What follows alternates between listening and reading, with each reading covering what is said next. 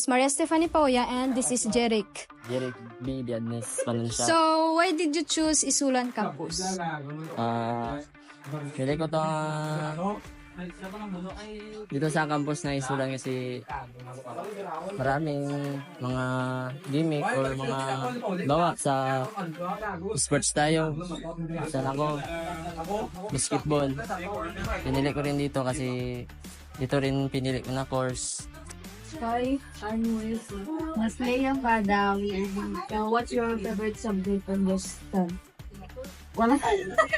So, hi guys, I'm Lynn. Hi, I'm Maya. Pantinagdo.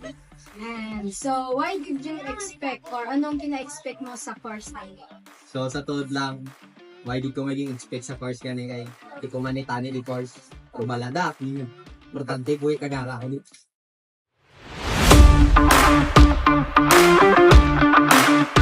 So, ayun na nga, tapos na kami sa aming quiz. Then, the outcome is 0. 3! 20 ko na pulot. 20 na pulot.